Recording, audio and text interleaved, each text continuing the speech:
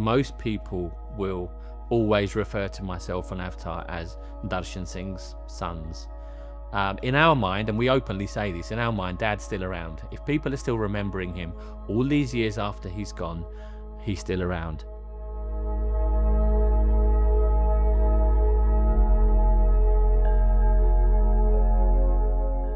My father's name was Darshan Singh Sandhu. He was born in 1934 in a village in Punjab. He was the eldest son of 5 children. In those days, and even nowadays, the responsibility falls onto the eldest. He would do his plantations, etc., do all that. Once that was done, he would eat his breakfast and then have his trousers on his bicycle hung up. When he'd be about a mile away from the school where he was teaching, he would change into those clothes, and then he would teach the whole day. One of the students put his hand up and said, "Masterji, why is it you never sat down in school?" And Dad said, "If I sat down, you would have seen my weakness." And they looked baffled. "What weakness, Masterji?" He said, "I would have gone to sleep, because this is my background. I'm going to finish here, teaching you. I'm going to go home to the farm, do my jobs over there, and then go home, have something to eat, and then mark your papers up to 12 o'clock at night. At 4 o'clock again, I had to be up to go and do the farming, and then come back again to you. That was my cycle, and if I had sat down, I would have gone to sleep, but I need to make sure that I teach you the right way." And that's the kind of background that Dad had.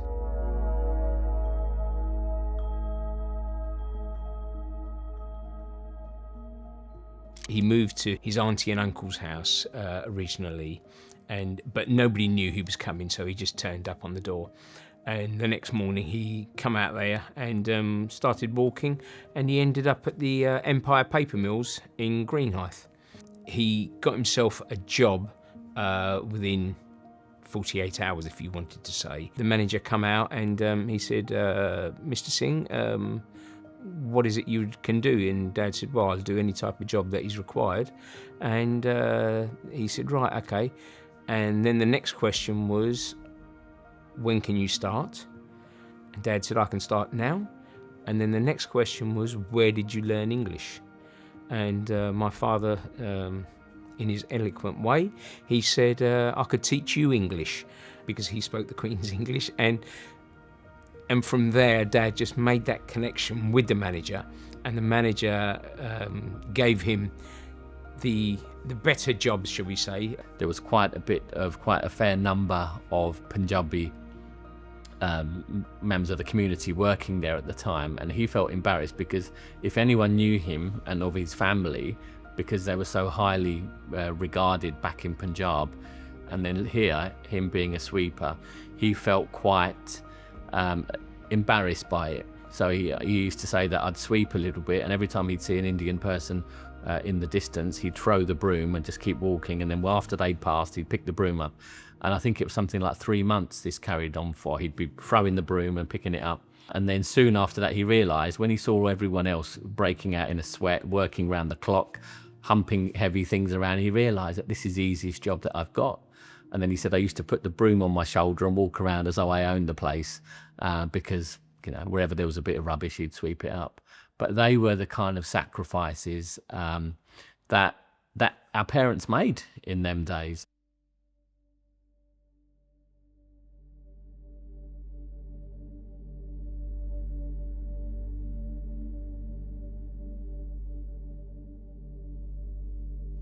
He was projected to be the community leader overnight, shall we say. And even if somebody wanted to go out and buy something, they would knock on the door, not thinking that Dad may have finished work. Sometimes he'd finish work at 6 o'clock in the morning. 9 o'clock he would get a knock on the door saying, "Mr. Sandhu, we need to go and buy so-and-so, will you come with us?" And that's how it's all evolved. He always said, right, I was sent here to make life better. Right from day one, he had that connection with the managers as well. He had told the managers of his position in the community. Dad had said, look, I'm never going to go sick, but if I need a day off, I'm taking the day off. They never said no. They said, look, Mr. Sandhu's an honest worker. Because of his position in the community, he wasn't only respected in Dartford and the surrounding areas, he became the General Secretary for the Indian Overseas Congress, UK as well. A lot of that, certainly in our scenario, it did register. And it does resonate even now. So when we're out and about, it's, yes, we are Avtar and Raghbir. That's fine. People know us as individuals, but they know us more so because we're sons of Darshan Singh Sandhu and Gurbachan Kaur, because of who they were and what they created amongst them.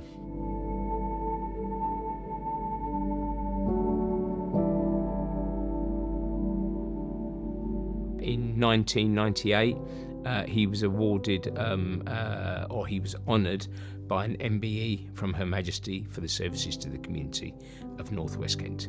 We had the opportunity of going down to Buckingham Palace. Just as a laugh, I remember Dad saying, you know what, we're going to get the opportunity of going into Buckingham Palace. We're going to go in style. And in those days, you could drive your car. If it was chauffeur driven, you could drive your car in there and then take it back out.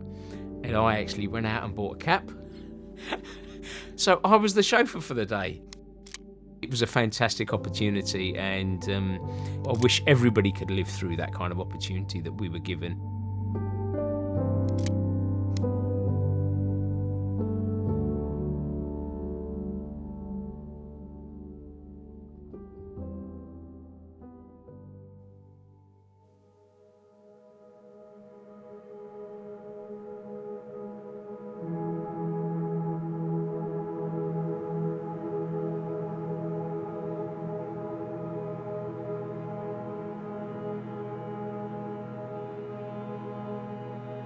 That was the worst day of our lives. I'm sorry. But that was the worst day of our lives, because he was actually going to be back here on that day, and he passed away. And it was just, the heavens opened up, and, you know, we'd lost everything. He passed away in India, so he'd gone on holiday. He was meant to come back that day. But it was, it was a heartbreaker for all of us. We'd been on the phone a day earlier, and he was fit as a fiddle. There was no issues whatsoever. So 16th of July, the rug's been pulled out from under us. And I remember when Avtar went back to India for the funeral, because someone had to stay behind. And me being the youngest, I said, yeah, look, I will stay behind, because I was very new to this, never had to do anything like this before. One of my biggest regrets is, and it has been, and it probably will be forever, is why did I not go to see Dad for the last time? All of a sudden, from, I think I was about 24 at the time-ish, so from 24 years of age, all of a sudden, within minutes, I felt like a 50-year-old guy. We had internal family issues, Dad's brothers and sisters. They had issues. That caused certain stressful factors on myself, along with my brother and my sisters.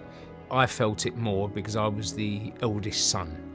The responsibility fell onto me to look after everybody.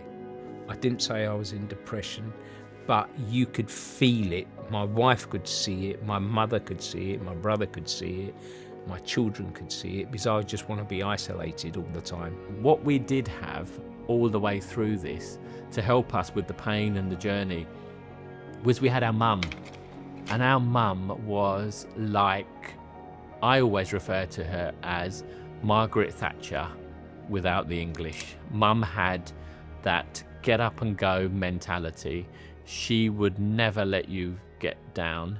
She would do her utmost to ensure that whatever happens in life, you're not alone. Your dad may not be here, but I am here. I will be your mum and your dad all in one.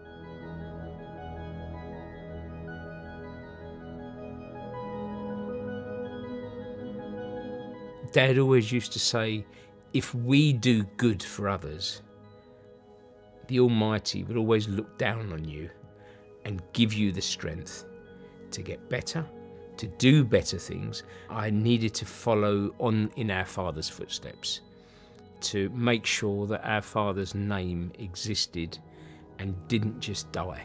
That inspired me to move ahead, doing exactly what I was doing when Dad was around, helping the community.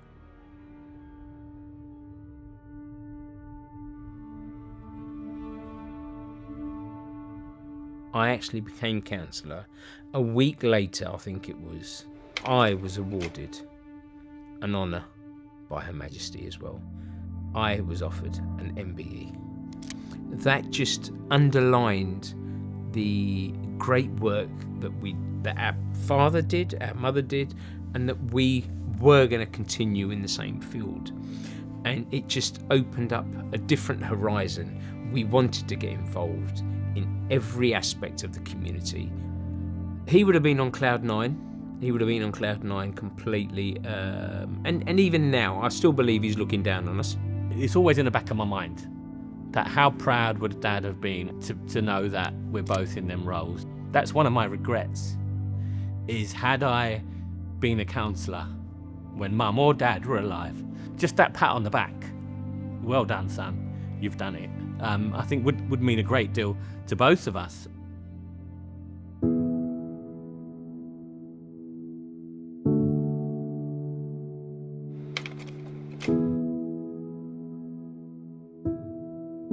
The Dartford Valley Hospital was one of my charities, and then Mum had suffered a stroke, and I would deliberately go in to see Mum if I was in the vicinity of Dartford Valley Hospital. I'd deliberately go in with my chains on and say, "Hello, Mum, who am I?" Because she started, the odd day whenever she had the infection, she couldn't think straight. And she said, "You're my son." I said, "I know I'm your son, but who am I?" And she would proudly say, "You're the Mayor of Dartford." And Dad would have been 10 times higher in prestige. He was 6 foot tall, but he would have been 10 foot tall if he'd have seen me in that manner. And so Mum gave us that aspiration again to make sure that we continued in Dad's path. And she'd say that Dad would have been proud of you. If just to hear that from Mum, that was adequate.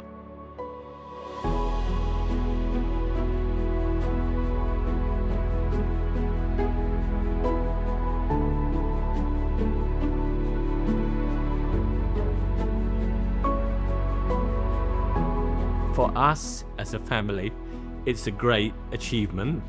For Avtar as an individual, he's done amazing things to not only raise the profile of our community, but to raise the profile of himself within the community.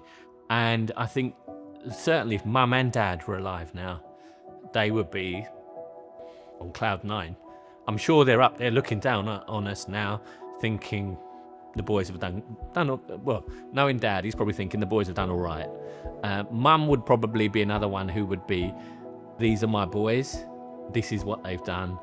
I'm proud of them, but let's just keep a lid on it. And I think the fact that Avtar is the first ever Asian Mayor of Dartford for the second time, it's a huge thing.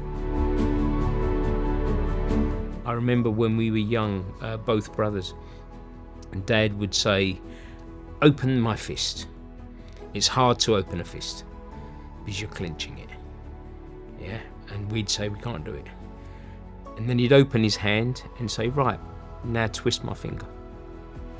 And to twist a finger is very easy. That would be his example. The fist is the family united. The day you become separated, everybody's going to break you. And so up to today, that's the ethos myself and my brother follow. I'd like to think even now, up there, wherever they are looking down on us, I'm sure they're both very, very proud, because here we are very proud.